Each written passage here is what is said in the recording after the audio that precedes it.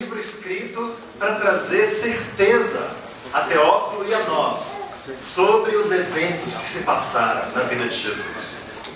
Teófilo pode ter sido uma pessoa que existiu de verdade, ou pode ter sido um recurso literário de Lucas. Teófilo significa em grego amigo de Deus. E por isso pode não só ter sido escrito para um homem que viveu há 2000 anos, mas a todos, em todas as gerações, que também amam a Deus, que também são amigos de Deus. E Lucas passou por longos 24 capítulos que estudamos nos últimos meses, falando sobre como Jesus viveu a sua vida, sobre como Jesus tratou as pessoas, sobre como era o relacionamento de Jesus com Deus. E aqui em Lucas 24, ele coroa com chave de ouro o fim da vida de Jesus aqui na terra. E vamos ler o que Lucas narra nesse capítulo. Lucas basicamente fala sobre o dia da ressurreição. E ele divide de maneira bem fácil para nós esse dia em 3 partes: a manhã da dúvida, a tarde do entendimento e a noite da convicção. E nós vamos começar aqui no versículo 1, sobre a manhã da dúvida.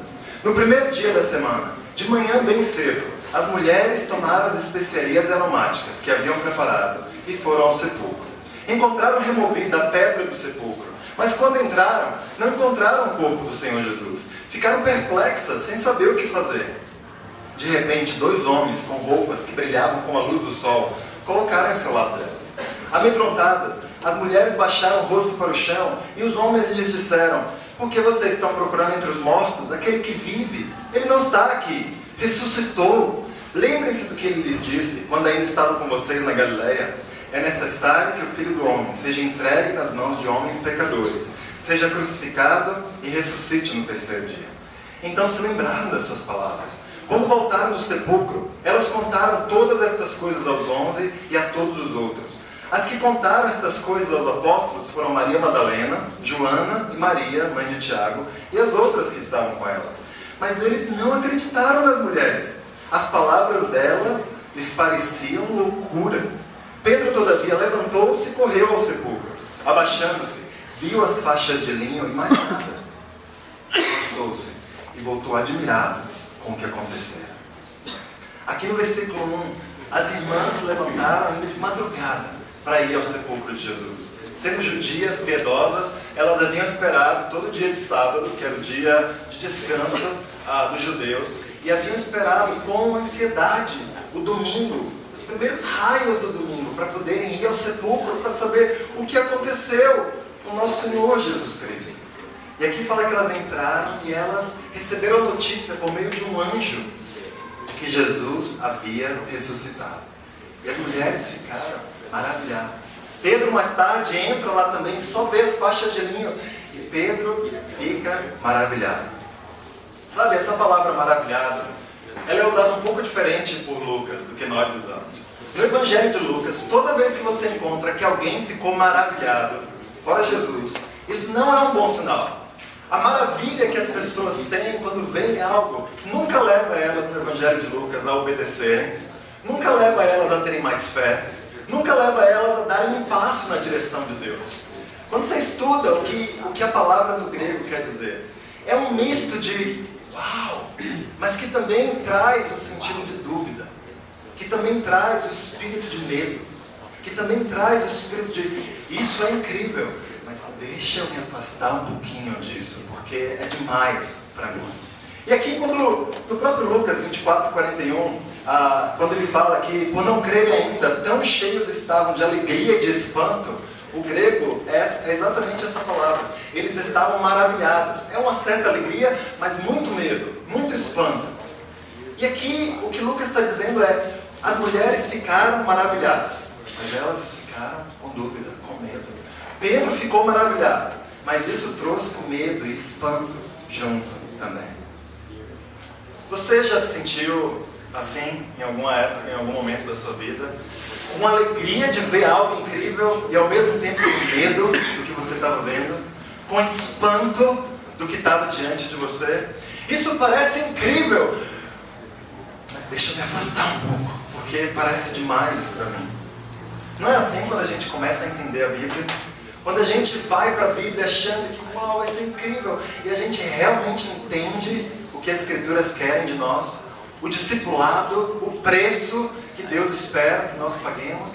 A gente vê algo bom, mas eu estou cheio de medo, eu estou cheio de angústia, eu não sei se eu consigo. E a gente fica num misto de emoções de, é bom, mas eu não consigo, eu não vou conseguir dar os passos. Era como esses homens e essas mulheres estavam se sentindo aqui, nesse momento. Sabe, os homens que falaram para eles eram anjos. A Bíblia fala aqui que eles tinham roupas que brilhavam como o sol. A gente está acostumado a pensar no anjo como o anjo da Turma da Mônica, né? Fofinho, dá vontade de apertar na bochecha, de preferência loirinho para bater bem com a nossa ideia. Mas anjos, de acordo com as Escrituras, são seres aterrorizantes. Quando alguém via um anjo, ficava morrendo de medo. Era luz que você não conseguia encarar. E assim eram esses anjos. Davam medo quem tinha visto a eles. E aqui eles falam, olha, Jesus ressuscitou. E isso causou alegria neles. Mas também Jesus ressuscitou e antes disso Jesus morreu. Jesus foi crucificado. Nós adoramos ouvir a notícia de que Jesus ressuscitou. E sabemos que foi Deus quem o ressuscitou. Mas temos um pouco mais de dificuldade de crer que Deus também matou seu filho. De que Deus também causou sofrimentos no seu filho. Mas se Deus ressuscitou Jesus, Deus também matou a ele. Deus também causou sofrimentos nele. Adoramos pensar que Deus faz coisas boas para nós, não?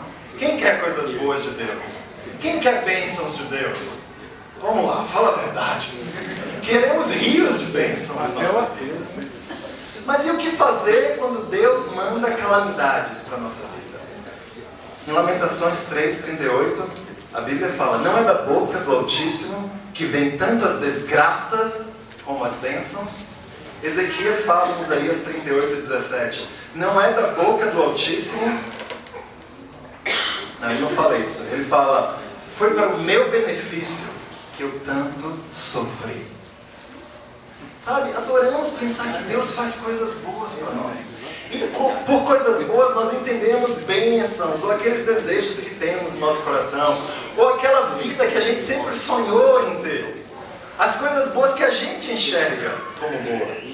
Mas sabe, a verdade é que Deus sempre está no controle. Quando coisas boas acontecem, e mesmo quando coisas ruins acontecem. Ou pelo menos coisas ruins sob a nossa ótica, sob a nossa perspectiva. Por isso, como Ezequias, nós também precisamos crescer na nossa convicção de que quando sofremos, de que quando coisas difíceis acontecem, isso é para o nosso benefício. Isso pelo menos tem o potencial de ser para o nosso benefício. Se tivermos a atitude submissa diante de Deus. Se tivermos a atitude de alguém que se curva diante do que Deus está querendo nos ensinar. E aprendermos o que Deus quer nos dar. Sabe, por que as mulheres, a Bíblia fala ali que elas não estavam lembradas das palavras de Deus. Por que elas tiveram dificuldade de crer na ressurreição? Porque elas tinham esquecido o que Jesus havia falado para elas. Essas palavras aqui que Jesus fala, ele tinha dito lá em Lucas 9. Você pode ler depois. Jesus, na verdade, disse vários momentos aos discípulos. Eu vou ser morto, eu vou ser tratado mal pelos líderes religiosos, eu vou morrer e depois eu vou ressuscitar. Mas os discípulos não lembraram dessas palavras, a mulher não lembrava. Quando as mulheres vão até Jesus e falam para eles, Jesus ressuscitou, o que é que a Bíblia fala? Que eles acharam loucura as palavras dela. A palavra loucura, de acordo com um historiador antigo, significa, um historiador judeu antigo, conversa delirante de pessoas muito doentes. Nada bom para quem iria se tornar, para os homens que iriam se tornar os líderes da igreja, não? Até um pouco chauvinista, na verdade. Mas sabe, algo chama a atenção de Pedro, porque ele vai até o sepulcro, ele corre até o sepulcro. Algo chama a atenção dele. Fala, será que mesmo falando uma conversa doente de pessoas muito malucas, será que algo pode ter acontecido? E ele corre até o sepulcro para ver o que aconteceu. E quando ele chega lá, ele não acha nada, só as faixas de luz. A verdade é que não só os discípulos se esquecem fácil das coisas, nós nos esquecemos fácil das coisas, não? Eu mesmo uso lembrete para tudo hoje em dia. Eu uso lembrete para mandar um e-mail, eu uso lembrete para fazer uma pregação, para ligar para minha mãe, para tomar meu remédio. Às vezes eu me assusto com o nível de coisas que eu coloco na minha agenda para me lembrar. Mas mesmo assim ainda é num nível relativamente sadio. Já pensou se eu precisasse colocar na minha agenda um lembrete para eu fazer minhas necessidades? Ou para eu calçar minhas meias antes de colocar os sapatos? Ou então para eu passar desodorante depois de sair do banho? Bem, vocês, certamente minha esposa, ia querer me internar, não? Porque algumas coisas que são tão naturais que se você começa a esquecer, tem um problema com você. Porque elas nos lembram, a gente tem lembretes diários de que a gente precisa fazer essas coisas. Mas sabe, obedecer às Escrituras não é uma dessas coisas. Colocar em prática a Bíblia não é uma das coisas naturais que naturalmente vamos nos lembrar. Precisamos ser refrescados do que Jesus disse, do estilo de vida que Deus deseja que nós vivamos. E por isso a importância de irmos à Bíblia e de termos a palavra de Deus em nossos corações, de meditarmos nela diariamente, de lermos, de estudá-las. Nenhum de nós tem a memória tão boa para naturalmente nos lembrarmos da palavra de Deus. E por isso eu coloco diante de você. Você tem lido e estudado as Escrituras diariamente? Porque isso provavelmente tem a ver com o quanto você as está colocando em prática na sua vida. Precisamos lembrar que quando a gente lê a Bíblia, é Deus que está falando conosco. Não deve ser um exercício chato e acadêmico de ler coisas que são meramente racionais. Nós temos a convicção de que Deus inspirou aqueles homens para escreverem as Escrituras e que Ele está dando um recado pessoal para nós quando abrimos as páginas da Bíblia. Já imaginou se você estivesse lá, acordando, se espreguiçando, com aquela dificuldade de sair da cama, e de repente você ouvisse: assim fala o Senhor, nessa manhã será Mateus 6,33. Busquem, pois, em primeiro lugar o reino de Deus, e tudo lhe será acrescentado. Por isso não se preocupem. Uau! Que incrível! Você ia crer que Deus estava falando com você? Foi o cara da coach. Quando a gente vai ler a Bíblia, é essa convicção que devemos ter. Deus está falando conosco. Deus quer nos dar um recado. Muito bom, Por que Jorge. lutamos? Porque lutamos em ler a Bíblia. Porque lutamos em obedecer aquilo que lemos. Realmente acreditar que aquela é a vontade de Deus para nossas vidas. No dia em que estivermos lendo aquilo. Sabe, temos lembrado, irmãos. Temos lembrado de ter fé. Temos lembrado dos mandamentos de Deus, do Espírito de Jesus. Temos lembrado de servir aos fracos, aos doentes. A dona Raimunda está no hospital. Que tal essa semana obedecermos ao mandamento de Deus de cuidar dos doentes, de visitar os enfermos e irmos visitar a dona Raimunda no hospital? Que tal tomarmos a decisão de gastar nosso tempo para fazer aquilo e crer que Deus realmente quer isso de nós? Se você fosse ler a Bíblia e acreditasse realmente que Deus estava falando com você, será que isso ia mudar a maneira como vivemos nosso dia? Será que isso ia mudar, depois de lermos amem os seus inimigos, a maneira como você dirige no trânsito? Para alguns poderia até mudar o seu casamento. Como anda a sua fé em Jesus? Você tem obedecido aos mandamentos? Você anda ainda na manhã da dúvida?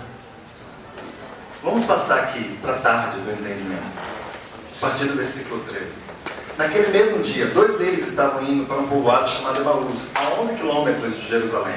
No caminho, conversavam a respeito de tudo o que havia acontecido.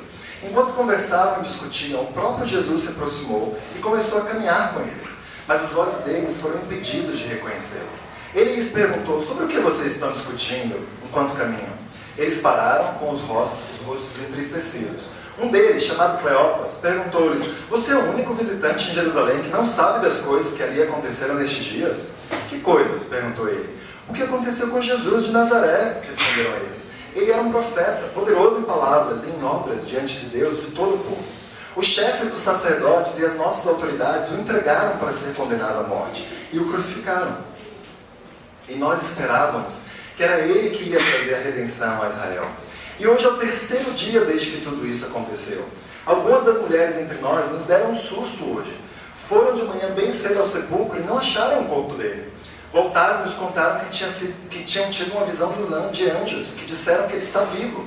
Alguns dos nossos companheiros foram ao sepulcro e encontraram tudo exatamente como as mulheres tinham dito, mas não viram. Ele lhes disse: como vocês custam a entender e como demoram a crer em tudo que os profetas falaram. Não devia o Cristo sofrer estas coisas para entrar na sua glória?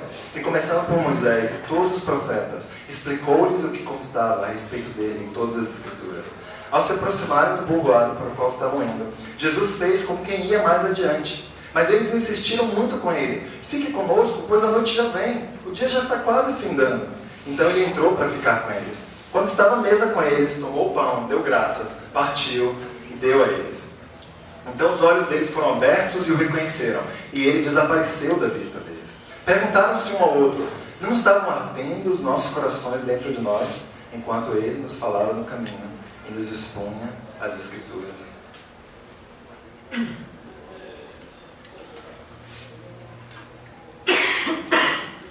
Sabe quem eram esses homens? A gente vê aqui do relato que eles estavam junto com os discípulos antes e das mulheres. E eles haviam saído de Jerusalém em direção a Emaús, que é uma vila que ficava a uns 11 quilômetros de Jerusalém. E de repente Jesus surge, a gente não sabe como, ao lado deles e começa a andar junto deles. E também não sabemos por que eles não reconheceram Jesus de imediato. Talvez Deus tenha milagrosamente mudado o rosto de Jesus. Talvez ele tenha vindo num novo corpo, o corpo da ressurreição, e tinha características diferentes do corpo dele anterior, e eles não reconheceram.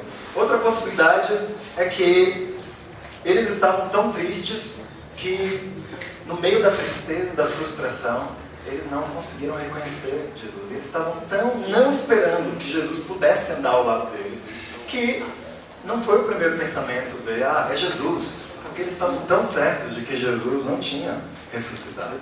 Mas a gente consegue ver nas palavras desses homens a tristeza, não? A gente consegue ver a frustração, a melancolia, como eles estavam frustrados e desapontados, porque tinham colocado a vida, a esperança deles naquilo, no fato de que Jesus seria o Messias, e ele havia morrido. Algumas coisas roubam nossa fé também, não? Quando a gente tem sonhos despedaçados, relacionamentos que não aconteceram, filhos que não vieram, empregos que a gente não conseguiu ainda e talvez não vai conseguir, a perda de pessoas importantes para nós, desafios na saúde com os quais a gente não contava ao longo da vida. Interessante pensar como há tantas coisas na vida que roubam a nossa fé.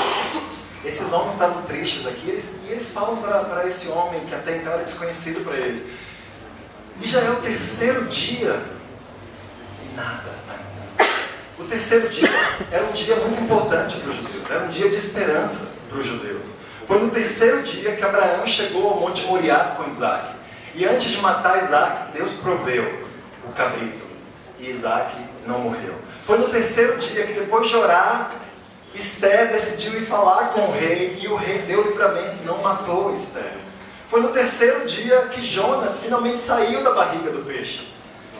O terceiro dia carregado de esperança no Velho Testamento.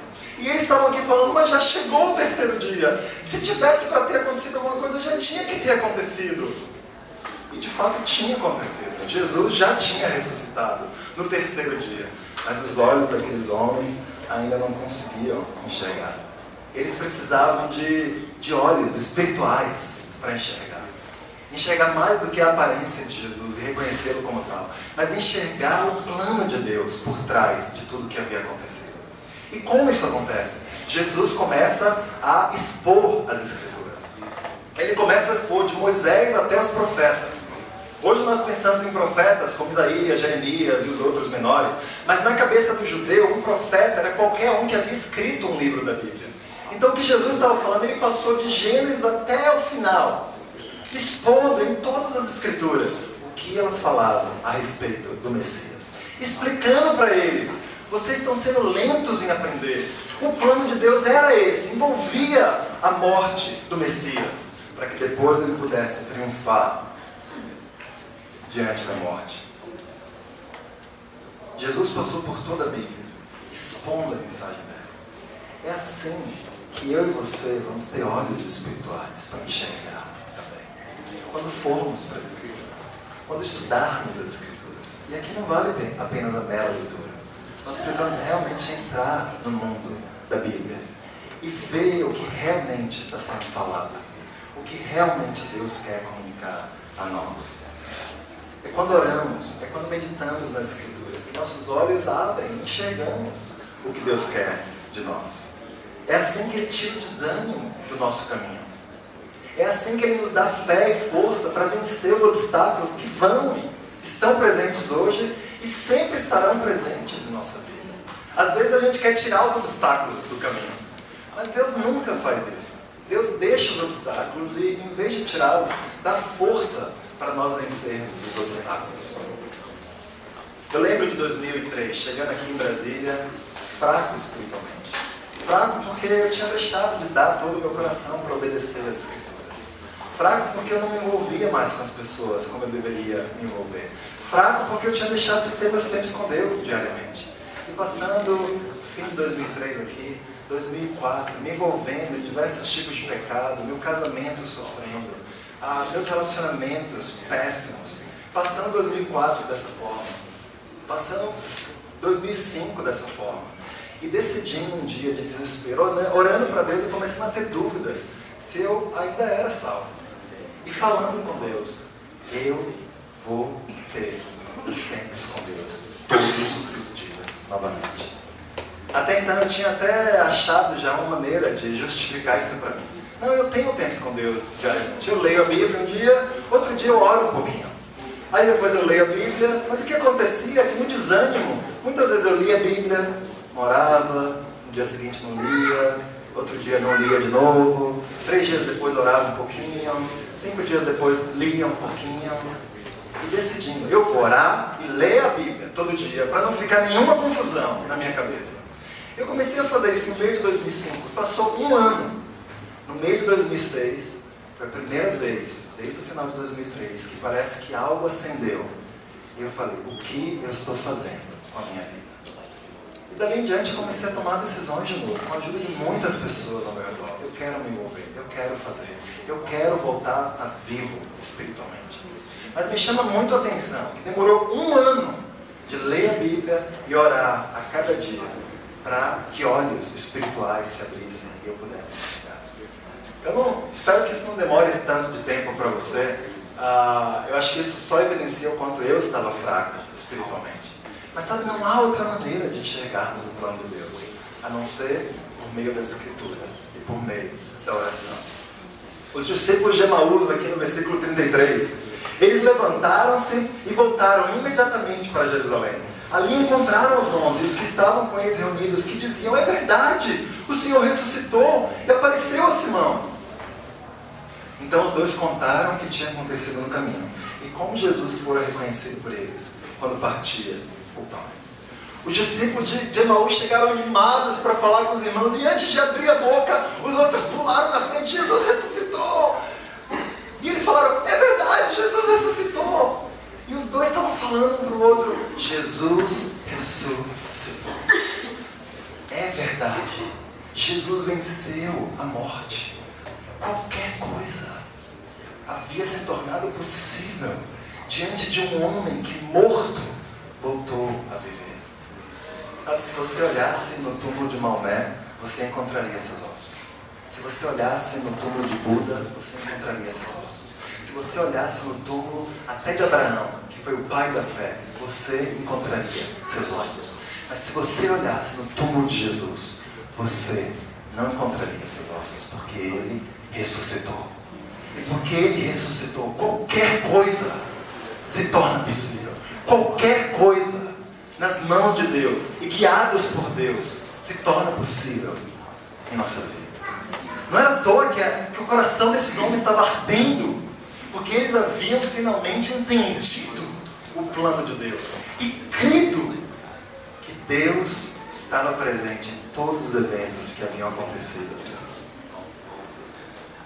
Se seu coração está endurecido, e se você está desanimado, você precisa se voltar para as Escrituras e reacender, ou acender talvez pela primeira vez, os olhos espirituais, a luz que nos ajuda a enxergar o plano de Deus, que nos dá ânimo e fogo para vivermos nossa vida e para fazermos tudo aquilo que Deus nos chama para fazer.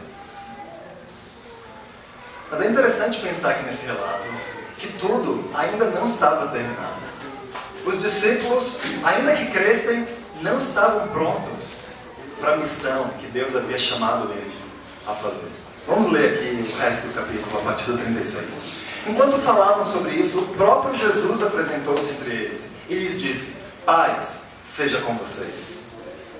Eles ficaram assustados e com medo, pensando que estavam vendo um espírito. Ele lhes disse: por que vocês estão perturbados? Por que se levantam dúvidas em seus corações? Vejam as minhas mãos e os meus pés. Sou eu mesmo. Toquem e vejam. Um espírito não tem carne nem ossos, como vocês estão vendo que eu tenho. Tendo dito isso, mostrou-lhe as mãos e os pés. Por não crerem ainda, tão cheios estavam de alegria e de espanto. Ele lhes perguntou: vocês têm algo aqui para comer?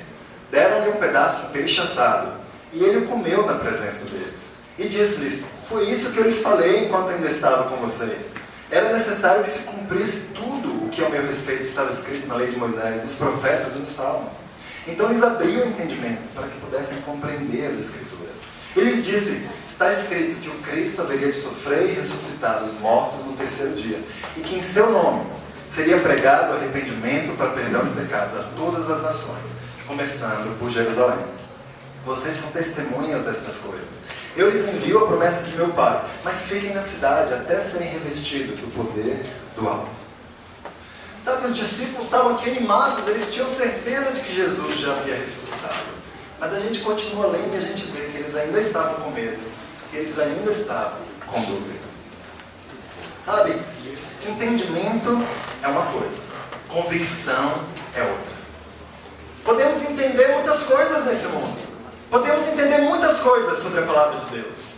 Talvez alguns de nós aqui a entendam maravilhosamente bem. O que Deus fez, o que Deus quer, o que Deus falou, o plano, as datas, os lugares. Mas sabe, só entender não vai levar você para perto de Deus. E Jesus sabia disso. E por isso agora, ele para de querer explicar por meio do ensinamento. Ele fala: tá bom, eu já falei tudo o que tem para ser falado. E vocês já chegaram até onde o máximo, onde o ensinamento por si só leva uma pessoa. Agora vocês precisam ir e praticar o que eu estou falando. Olha o plano aqui. O plano é que tudo o que aconteceu na história do povo de Deus era para esse momento. Era para o momento onde a mensagem sobre salvação, sobre arrependimento, iria percorrer toda a terra. E vocês são os homens que vão começar a levá-lo. Vocês devem ir e pregar essa mensagem às pessoas. Jesus, muito sabiamente, mesmo eles estão em dúvida ainda, fala: agora vão. E quando a gente vai, a gente ganha convicção. Quando a gente dá um passo, é o momento onde entendimento se transforma em convicção, se transforma em paixão. Cristianismo só se aprende na prática. Ou você decide dar um passo sobre aquilo que você já entende, ou você vai ficar ignorante sobre as coisas mais profundas do cristianismo. E então, dessa forma, o livro termina. Quando a gente está se perguntando o que vai acontecer com os discípulos, será que eles vão finalmente colocar em prática? Será que eles vão finalmente obedecer a Jesus? O livro termina. Como aqueles capítulos de novela ou de seriados, não? Você está lá, será que a mocinha vai matar o vilão? Ou será que o vilão vai fazer? Aí tudo termina, continua no próximo capítulo. A gente tem ouvido muito falar a respeito de Jesus, não? A gente passou esses últimos meses estudando sobre como Jesus viveu sua vida, sobre como Jesus quer que nós vivamos nossa vida. A gente aprendeu detalhes históricos preciosos, tesouros das Escrituras. Nós vamos colocar em prática o que nós temos aprendido? Ou nós temos gastado, desperdiçado nosso tempo vindo aqui e ouvindo um monte de coisa que não vai fazer diferença alguma em nossa vida? Vamos ser discípulos de Jesus no sentido mais profundo da palavra? Ou vamos só ser ensinados, sem praticar aquilo que aprendemos? Vamos amar a Deus em primeiro lugar e ao próximo em segundo lugar, buscando com o máximo de coração, com todo o nosso coração, aderir ao que Jesus nos ensina? Será que os discípulos obedeceriam no próximo capítulo? O livro de Atos responde essa pergunta para nós, não? Eles obedeceram de todo o coração. E olha o estrago que isso fez. Até que hoje, 2000 anos depois, nós ouvimos essa mensagem. Mas a pergunta não é se os discípulos obedeceram. A pergunta é, e nós? Nós vamos obedecer? Sabe, é interessante pensar aqui sobre essa conclusão do Evangelho, porque a Bíblia fala várias coisas. Que Jesus andou ali ao lado dos discípulos, eles não reconheceram. Depois fala que Jesus de repente some. E aí a Bíblia fala que eles estavam nesse quarto trancados, o Evangelho de João fala isso. E de repente Jesus aparece lá dentro, sem a gente saber o que aconteceu. Alguém abriu a porta? Parece que não, parece que Jesus simplesmente apareceu lá. Dá a impressão que os evangelistas estão tentando dizer, Jesus já estava com um corpo novo, o corpo da ressurreição, o corpo que todos nós vamos ter ao ressuscitarmos, depois de crer em Cristo. E de acordo com 1 Coríntios, é um estudo fantástico que a gente pode fazer. Esse corpo novo que a gente vai receber, ele é incorruptível. Ele não se corrompe, ele não envelhece, ele não fica gordo, ele não fica cheio de ruga, ele permanece firme e forte. Amém. Até o fim. Jesus tinha acabado de comer uma refeição lá com os discípulos em Emaús, e aí quando ele chega na sala dos outros discípulos, ele fala, me dá um peixe aí para vocês crerem finalmente. Mas aparentemente Jesus não ganha gordura aqui, não ganha massa. Será que no nosso novo corpo a gente vai poder comer à vontade sem ganhar pelo? Mas o que é interessante de pensarmos é, ou Jesus ressuscitou, ou ele não ressuscitou. E disso depende toda a nossa fé. Ou Jesus ressuscitou, ou ele não ressuscitou. Se ele ressuscitou, nós que cremos nele, também ressuscitaremos.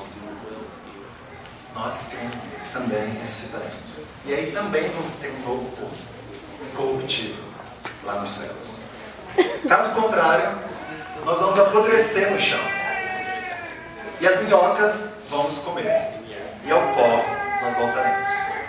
Então, na verdade, nós temos essas duas opções. Ou corpo incorruptível, ou corpo que vai ser comido pelas minhocas. Eu vou com a opção corpo incorruptível. E você?